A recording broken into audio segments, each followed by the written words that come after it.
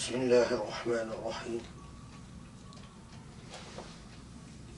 الحمد لله الذي أنزل على عبده الكتاب ولم يجعل له عوجا.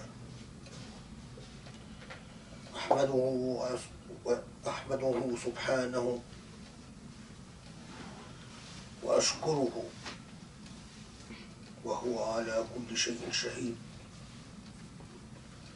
وأشهد أن لا إله إلا الله ومحمد النبي الأمين خاتم المرسلين، وأصلي وأسلم وأبارك على محمد وعلى آله ومن اتبعه بإحسان إلى يوم الدين.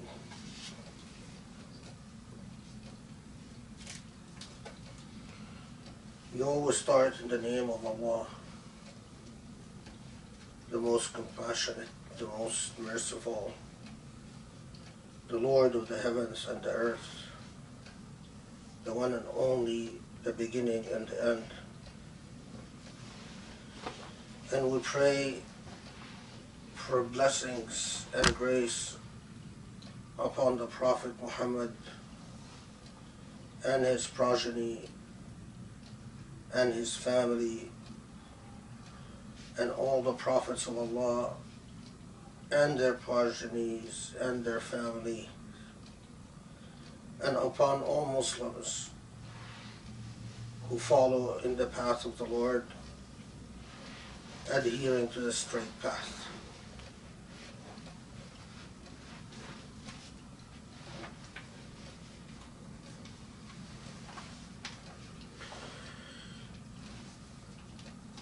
We live in strange times.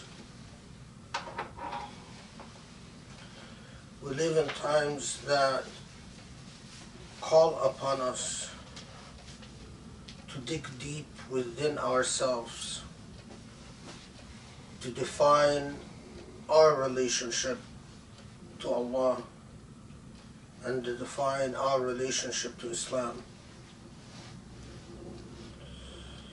and to ask ourselves in the most basic and fundamental way, what is Islam to us?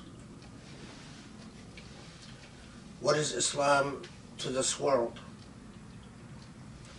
What is the message of fitrah, the message of innateness and intuition? What is the message that by its very nature should appeal to every thinking, moral human being?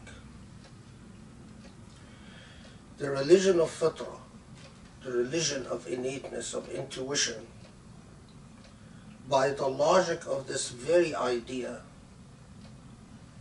should appeal to every ethical, moral human being, and should not appeal to every immoral, unethical, and ugly human being. By the nature of this very idea,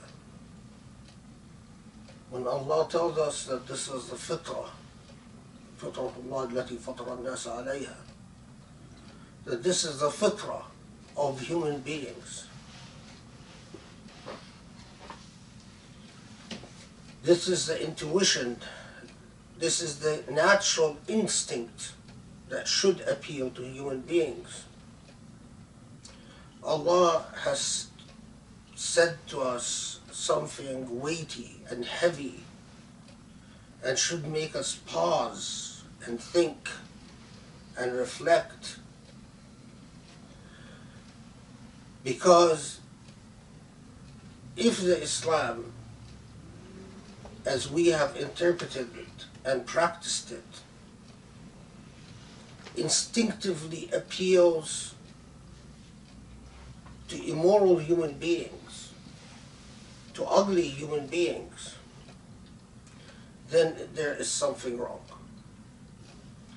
But if this Islam appeals to the most ethical, the most moral, the most just, the most beautiful, then there's something right.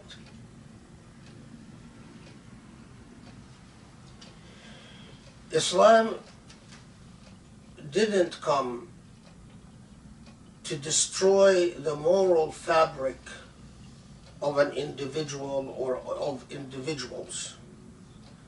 Islam didn't come to say that what Allah has created within the human beings, within their very system of consciousness and awareness and understanding, is flawed and must be re-engineered.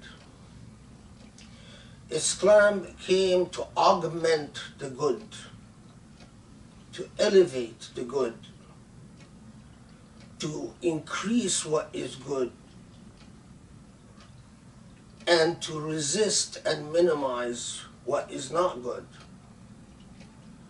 We often ignore the connotations of the meaning of Deen al-Fitrah, the religion of intuition and instinct. In this vein, I repeat, we live in odd times, but they could also potentially be liberating times. 30 years ago, when I wrote a book titled The Authoritative and Authoritarian, back then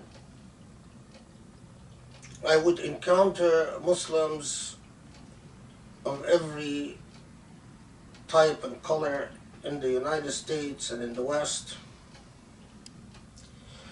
and I would find that much of what they insist on is based on the most superficial knowledge of the Hadith literature. Much of what they insist on was authoritarian because it imposed a despotic regime upon the intellect and hearts of human beings. 30 years ago, everywhere you turned, there were people that insisted that music is haram, although music is coded in the human genetic makeup. Music is instinctive and intuitive to the fabric of a human being as language, or as a sense of happiness and a sense of sadness. Even more, citing authorities that are well known, people would say that this is a conclusive matter. There is an ijma' on it. You can't debate it. You can't discuss it. The ma'azif, the musical instruments, are clearly haram, and that is a closed issue. They would also say that pictures and photographs and drawings and most of art, if not all of it, is haram, haram, haram. They would also say that befriending or seeking a peaceful coexistence with non-Muslims is undesirable. And they would also say that it is the nature of a Muslim to do precisely the opposite of what non-Muslims do. So we were told repeatedly that it is the sunnah of the Prophet ﷺ that we adopt nothing of the culture or the values or the practices of the West, and the vehemence and the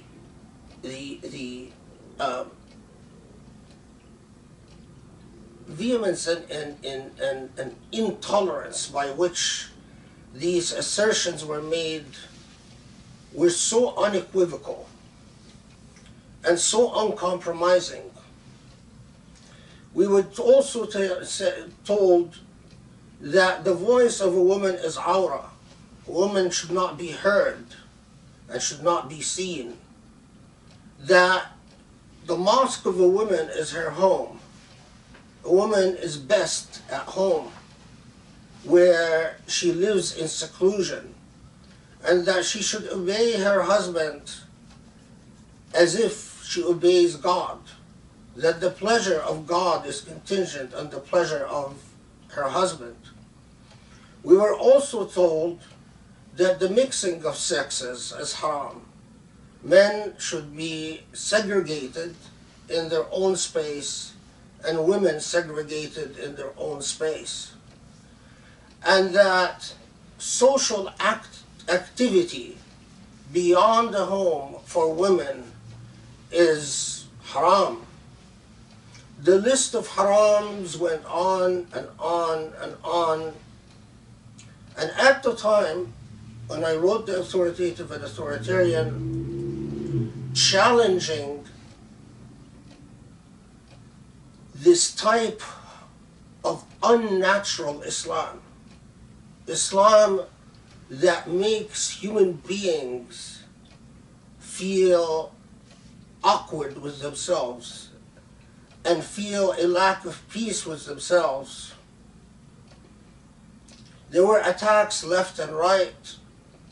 There were attacks for 30 years. The claim was always, oh, you just want to westernize Islam. You're a liberal, you want to liberalize Islam.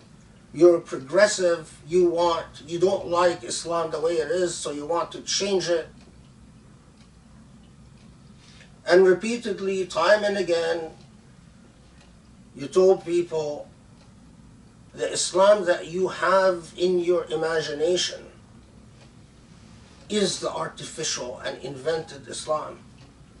It is an Islam that was fabricated in the modern age for reasons that have nothing to do with the intuitive, beautiful, and serene message of the Islamic faith. The days go by, and then we start living in these rather interesting and odd times. The very jurists that once upon a time called me and called people like me mubtadi'ah, people of innovations and heresies, the same people who put me and people like me on blacklists and declared that we are fitna to the ummah and that we should not be allowed to speak in Islamic events and Islamic conferences. Those very same individuals, lo and behold, overnight, discover that, guess what? All along,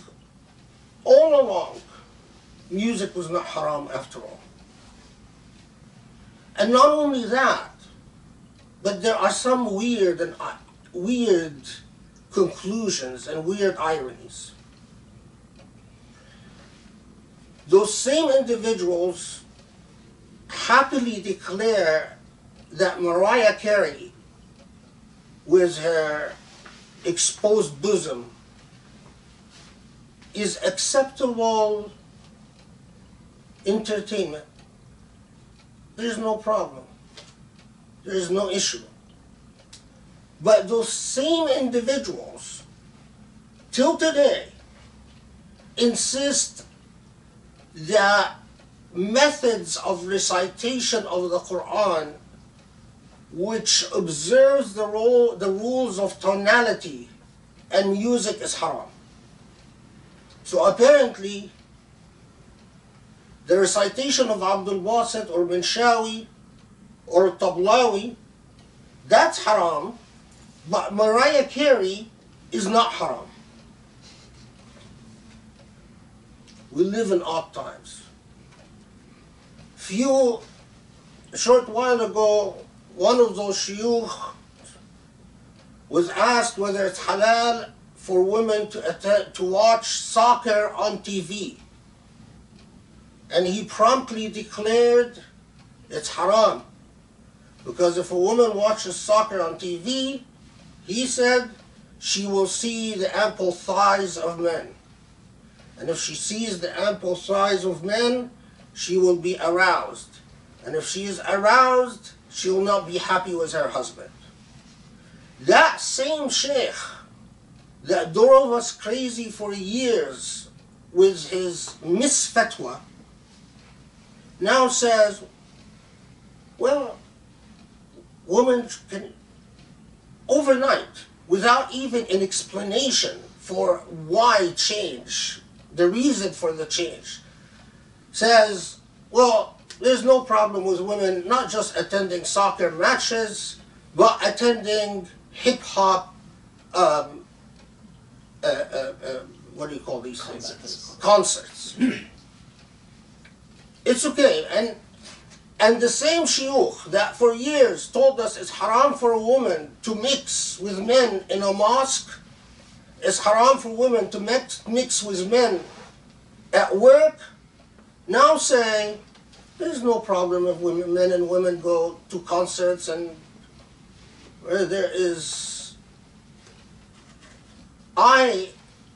The so-called liberal and progressive, would not attend the conferences that they attend because my Islamic sense of character would find it distasteful and morally uncomfortable. Overnight, the change is overnight.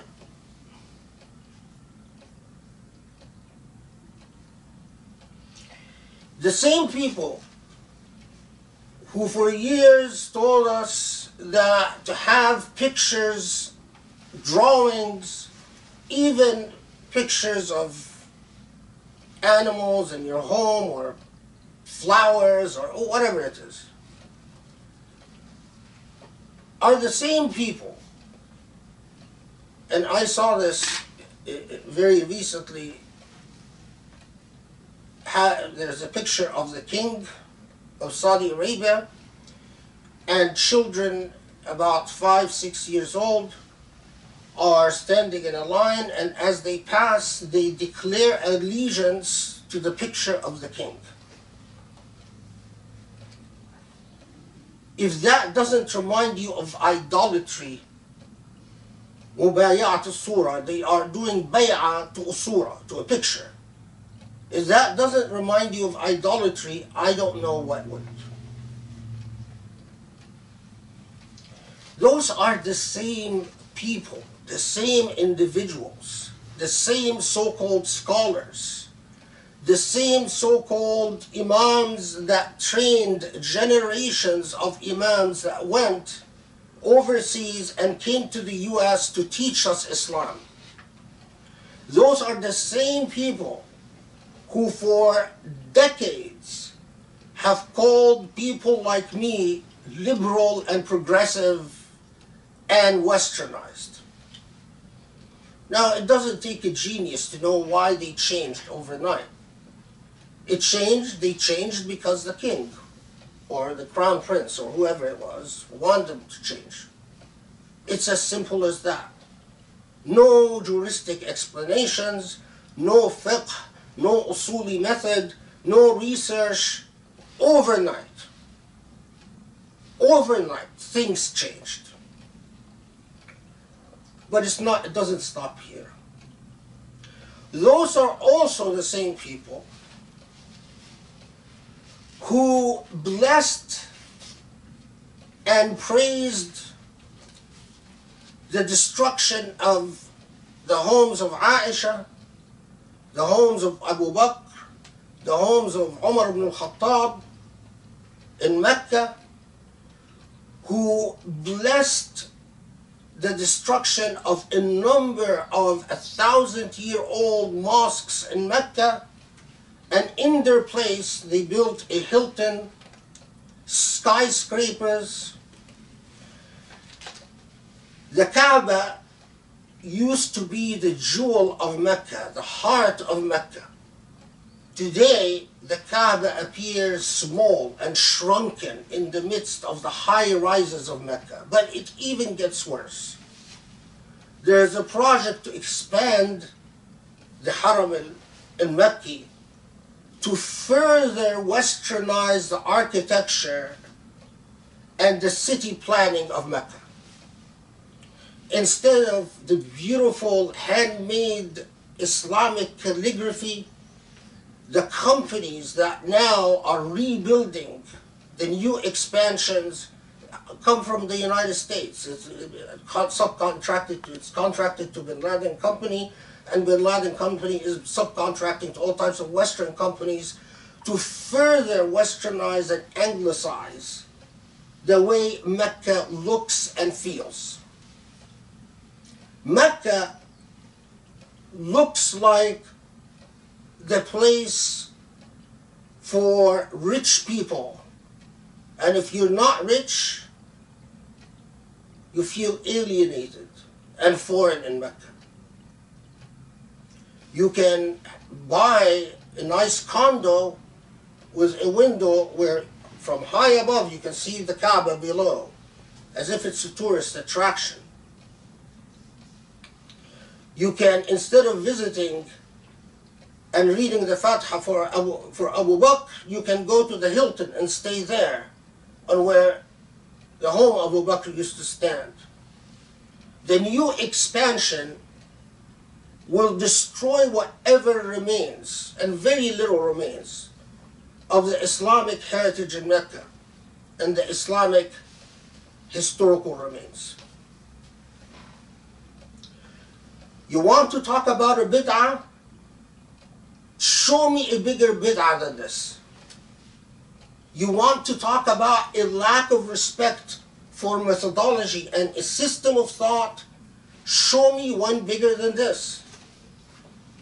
The same shuyukh that changed their mind about everything on the face of the earth, including, and sometimes you get some very odd things, like they'll tell you the voice of a woman is awra, but the voice of Mariah Carey singing is not awra. We no longer have fiqh or sharia coming out from that blessed part of the world. We have an absolute mess brought about by despotism and oppression, and by the desire to be in the good graces of an Islamophobe, Donald Trump. Isn't it an irony that Donald Trump builds a career on attacking Islam and Islamophobia and Muslims, and epitomizes Islamophobia, and then the Grand Imam of Saudi, Sheikh Sudais, says, with the blessings of MBS and Donald Trump, Saudi and the US is leading the world. You are bragging that your hand is in the hand of an Islamophobe, of someone who made it clear that his absolute disdain and hate for Muslims.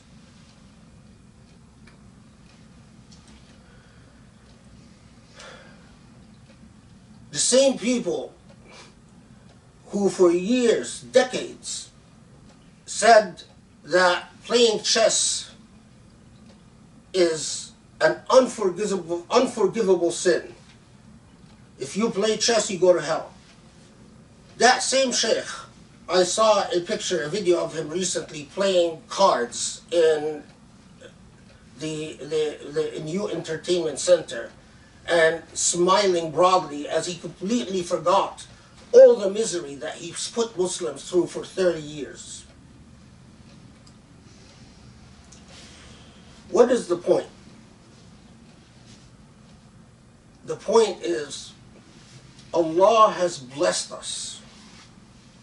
Allah has blessed us that the masks of hypocrisy have fallen.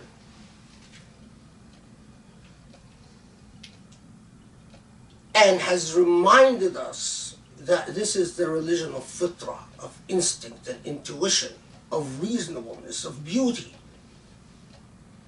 If someone comes and tells you the voice of a woman is awrah, say, where you learned this doctrine is now suspect. I will consult, first build your iman. That's the preliminary step. Become pious. That's step one.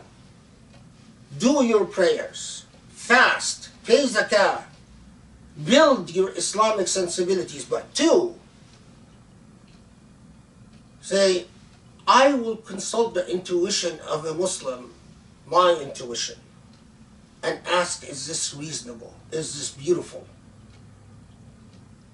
Someone comes and says, this picture is haram, or you must obey your husband blindly, or you must do this, or be segregated there. All the garbage that we had lived 30 years suffering from. Immediately say, I consult the religion of fitrah. Is it reasonable? Is it beautiful? When Allah tells us, إِنَّ اللَّهَ يَأْمُرُ بِالْعَدْلِ وَالْإِحْسَانِ, Allah commands justice and beauty. Is Allah talking to you like you would talk to an animal, where you don't expect that the animal will comprehend? Or is Allah expecting you to have a sense of what justice and beauty are? Consult yourself. Does this sound just? Does this sound beautiful? If it leads to my oppression, if it leads to my marginalization, if it leads to my degradation, is it adl? Is it justice? Is it ihsan? Is it beauty? If your heart then is uncomfortable because you suspect it is, then say, excuse me, I am not a scholar and I don't know about the technicalities about whatever hadith you're citing. But until I have an opportunity to consult a scholar that I trust, a real scholar, not a scholar that changes overnight because his boss told him to change.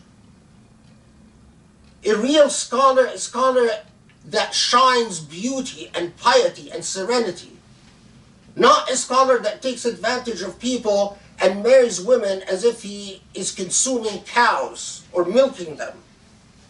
Not a scholar that abuses the bodies of females, or a scholar of harshness and intolerance and fanaticism. But I consult an authoritative scholar that I trust. You can keep your advice to yourself. Thank you very much, but I don't want to hear it. This is the methodology. Because Allah has blessed us that the hypocrisy has exposed the hypocrites.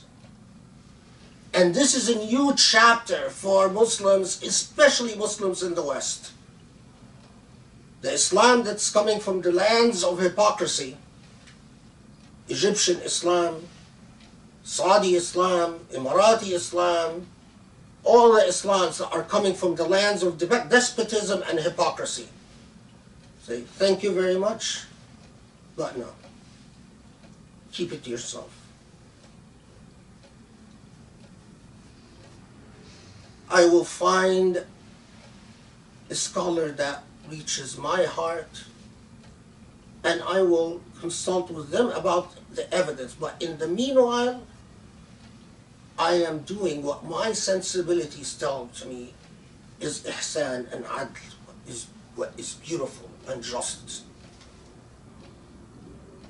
This is a transformative moment, because the hypocrisy and the lies and the ugliness has become intolerable. 30 years ago, when I started my critique of the type of Islam that I've called puritanical Islam, people would say, why? Why the fitna, brother? Why? Why are you raising these issues? I raised them because I foresaw what will it lead to. And it leads to the type of fiasco and chaos that exists today, where things are turned on and off purely at the pleasure of a despotic ruler and nothing more. وادعوا الله يستجب لكم. بسم الله الرحمن الرحيم والحمد لله رب العالمين والصلاة والسلام على محمد وعلى آله وصحبه وإحسان إلى يوم الدين.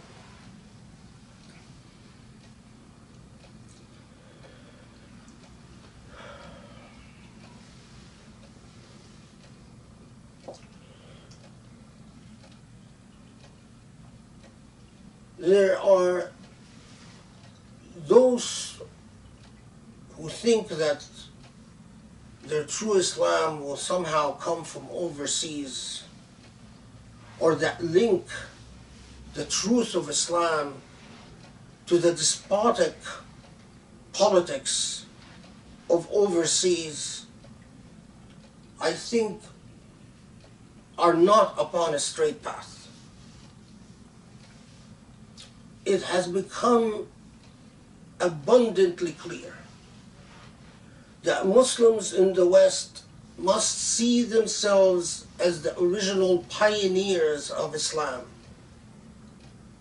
especially those who rediscover their faith or convert to the faith, and know that this is a message of adl and ihsan, of justice and beauty to humanity, and ask themselves, what would this message of justice and beauty to humanity entail in this moment?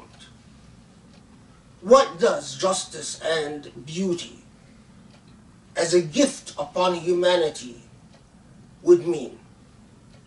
If you can liberate your thinking from all the garbage that we see by the colonized, has dominated, subjugated, all the garbage that we see by the dominized, subjugated Middle East, and forget about that, and say, I am a pioneer of Islam. And as a pioneer of Islam, I must ask myself the question fresh, as if I'm writing a new page. Where come my piety? And think about justice and beauty as a moral imperative for Muslims here and now. I want to end with some reflections upon something that I've struggled with, and I'm struggling with. We all heard about the visit of the Pope to the United Arab Emirates. We all heard about the stadium he filled, the prayer he uttered. We all heard about Sheikh al-Azhar meeting him, and about the interreligious tolerance initiative they launched, and about all of that.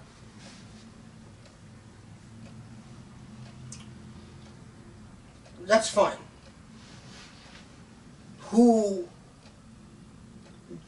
Religious tolerance is justice and beauty. And whoever can say something negative about that. But there is something that still bothers my heart. The Pope visits a Muslim country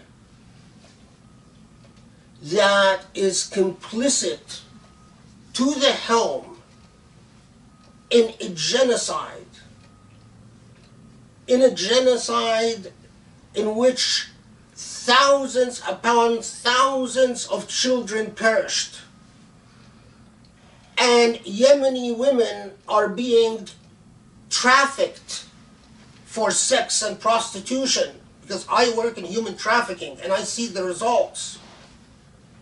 The Yemeni government has done nothing about the sexual assaults committed by Yemeni military forces against Yemeni women. It's not just ISIS that rapes women. It's also Yemeni soldiers and Saudi soldiers, and also Yemeni soldiers rape the Yemeni civilians.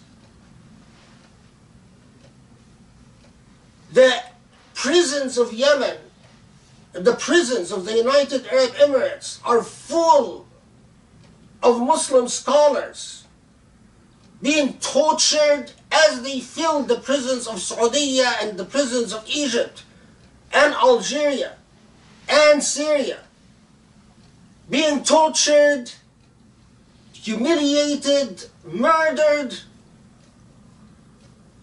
And the Pope visits and says a prayer for Yemen and the children of Yemen.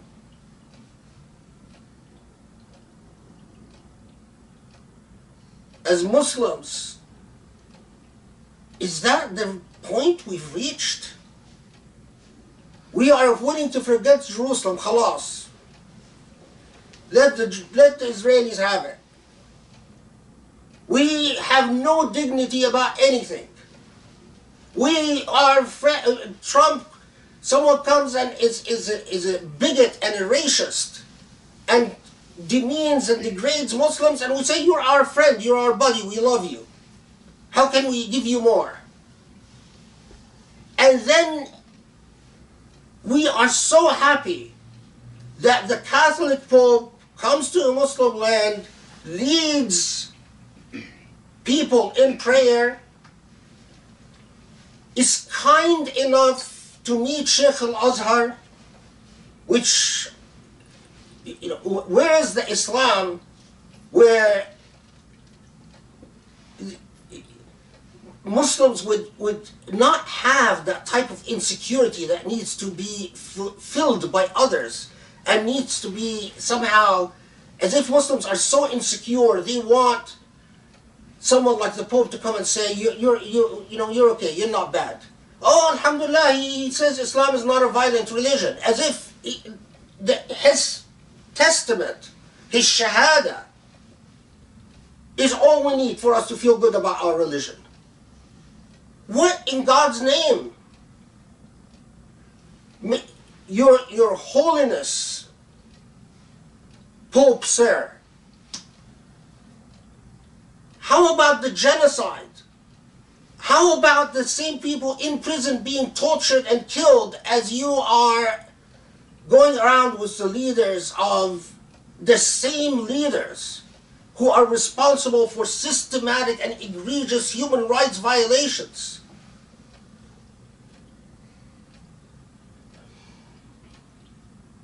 إن الله يأمر بالعدل والإحسان. Justice and beauty. It's as simple as that. Is this just? Is this beautiful? Is a genocide just and beautiful? Is rich elite sitting together, praising each other, playing the roles of etiquette, while ignoring the suffering and dying, just and beautiful? It is time for us to be pioneers of Islam. To say, this is not Islam. None of this is Islam. We pray to Allah that Allah guides you, that Allah somehow heals your hearts. But for us Muslims in the United States and the West, we must think anew. Think on a blank page. Our Islamic faith must invite us and call upon us to think as moral human beings, about what is most just and most beautiful, and therein will be the Sirat al-Mustaqim, the straight path, the path of the Lord. Allahumma hadina sirat al-mustaqima. Allahumma afu anna warhamna. Waghfir lana ya Rabbal Alameen. Wahdina ila aqraba min hadha rashada. Ya Allah. اللهم اصلح حال الإسلام حال المسلمين يا رب العالمين اصلح حال المسلمين يا علي يا عظيم. Allah, guide us to the straight path and to the strength to endure, and give us the strength to endure. Grant us patience and forbearance. Allah, allow us to stay on the correct path and not be tempted by all the falsities and all the delusions of our age. You are the most forgiving and the most merciful. Allahu Akbar, Allah.